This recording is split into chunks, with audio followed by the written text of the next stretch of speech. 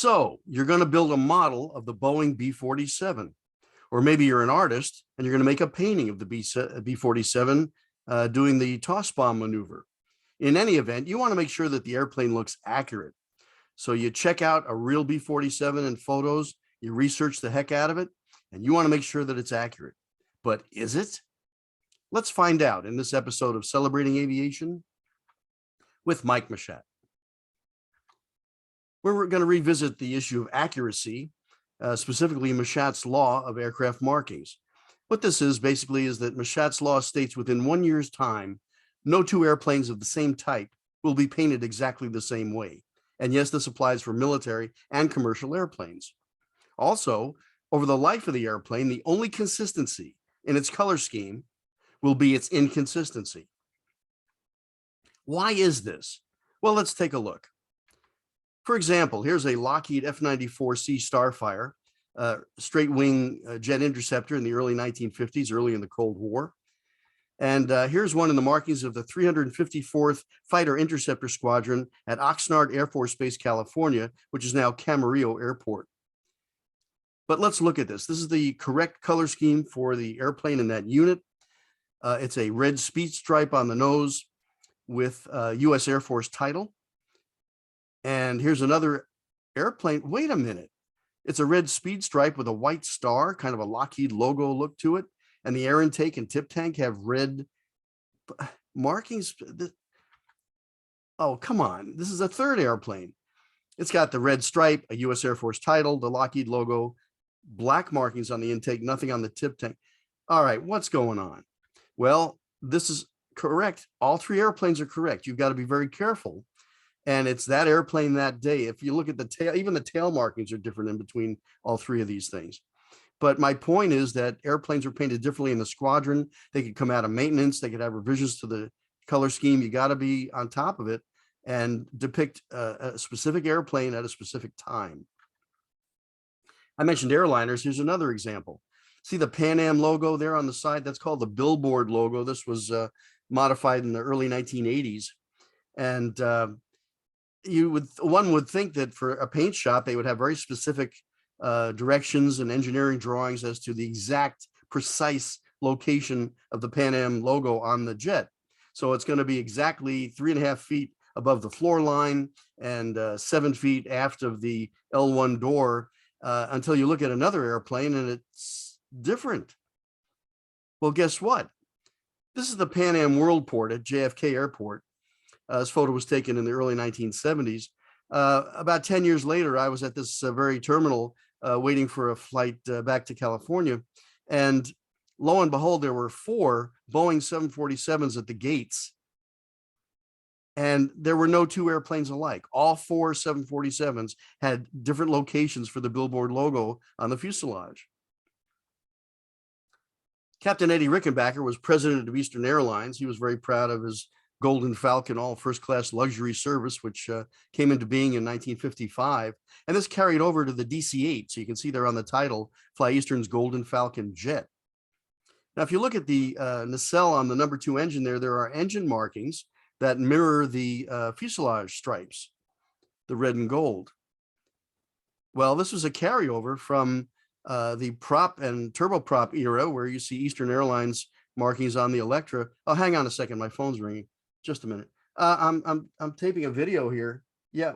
What do you mean that's not an Eastern airplane? It sure is. American? No. American look like that. Yeah, I'll call you later. Gosh, some people. Well, the Eastern markings were designed by the legendary American industrial designer Raymond Loewy.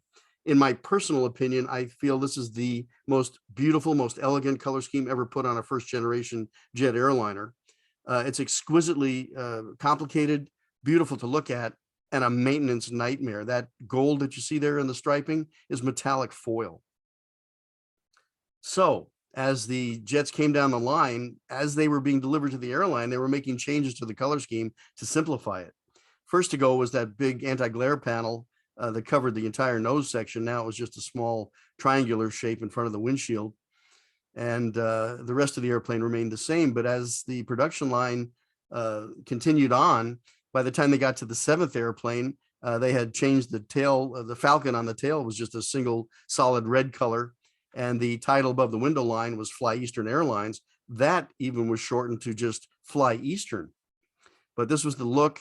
And what's amazing is that between the delivery of the airplanes in 1960 and the beginning of a different era, the hockey stick or whisper jet scheme in 1965, there were, are you ready? 9 different variations on the Eastern color scheme to get to this stage.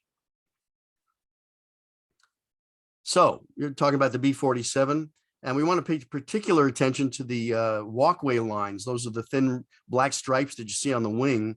And the purpose of that was to show the crewmen on the top of the wing that they had to stay inside between actually where the spars were located inside the wing. They didn't want people walking on the control surfaces or falling off the leading edge.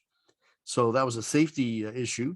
And there you see it here on an operational airplane.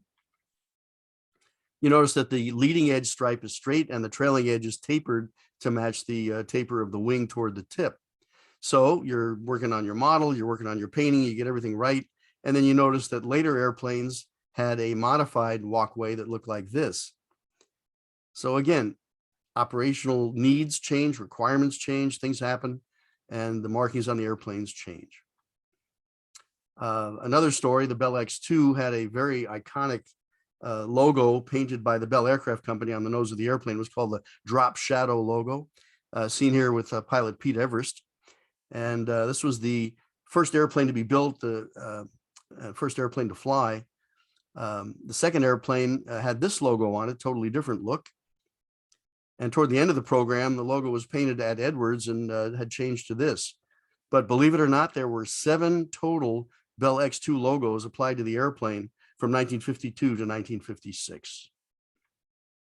And look at a flight test color scheme, the classic red and white test pilot school F-16.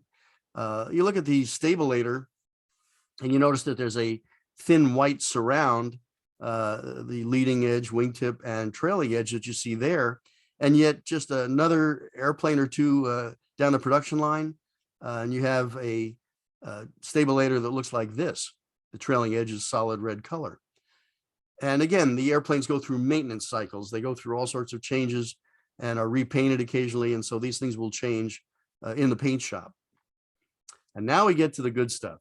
Why do the model covers look so different when you talk about accuracy? How could these things even happen? Well, here's a good example.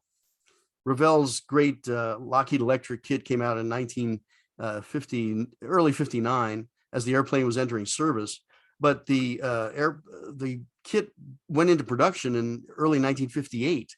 It was almost a year for the gestation of the model to come into being. And so Revell was using the markings for the early iteration of the airplane. At that time, they were thinking of a large black radome, much like a P-3 Orion. But guess what? They released the model as you see here. And then here's the actual airplane in 1959. Sometimes being first isn't being best. This is a reissue of the F-105 kit from Revell. It's a specific airplane. FH-107 was the Arctic weather testing airplane. They call it Phase 5 that you see there on the intake. And a beautiful rendition of the machine dropping bombs from 40,000 feet in a thunderstorm. That's another story. But here's the real machine. This is up at Elmendorf Air Force Base in Alaska doing a cold weather test. You see the Phase 5 on the intake, FH-107 buzz number, the Arctic red markings. And if you look at the canopy, that's the production canopy on this early pre-production prototype. Well, I mentioned this because it's a reissue of this kit, which was the first pre-production prototype, the FH-101, which had the earlier 3-piece windshield and canopy. They call it the 6 o'clock window. And so the model is not, the reissue model is not accurate. Does it matter? No, it really still looked pretty cool. But again, things happen. And I can't mention this without talking about the master, the great Jack Lenwood, godfather of model box art. And only Jack could do something like having a bad guy in a Bell Jet Ranger firing at a couple running away. The rotor diameter on a Jet Ranger is 39 feet. How is that helicopter banking 8 or 10 inches off the ground with the rotor? Well, I think you see where I'm going with this. But Jack made it work. God bless him. So here you have a MiG-21 being fired on by an F-8 Crusader, firing a heat-seeking Sidewinder missile at the wingtip. How about this? A DC-8 Super 61 flying over Hawaii. It would actually be landing in Hawaii, but that's another story. So the airplane has, let's see, count them, 1, 2, 3, 4 engines and 2 contrails. Okay. The poster boy for getting away with stuff on a cover has to be this, one of my all-time favorites, Revell's B-58 Hustler. And the pilot is getting into the airplane, standing on what? Yeah, there's the boarding ladder for B-58. So would the cover look as cool with the boarding ladder in it? Definitely not. And Jack has the pilot standing on air, getting into the airplane, and you look at it and go, yeah, sure. And finally, the X-15 in orbit, heading toward the moon, which, like a bad science fiction movie in the 1950s, is on a collision course with Earth. Yeah, the moon's 250,000 miles away. In Jack's world, 50,000 miles away. So no matter how you look at it, military airplanes, commercial airplanes change all the time. And the question of accuracy is a case of doing the airplane as it looked at a specific time, that airplane, that day. And that's it. So there you have it. A look at accuracy in aviation art and model building and why airplanes look so different. As always, special thanks to the great folks who helped make this presentation possible. And thank you for celebrating aviation with Mike Machat. If you haven't subscribed, we'd really appreciate having you on board. And I hope you've enjoyed this episode. Until next time, take care.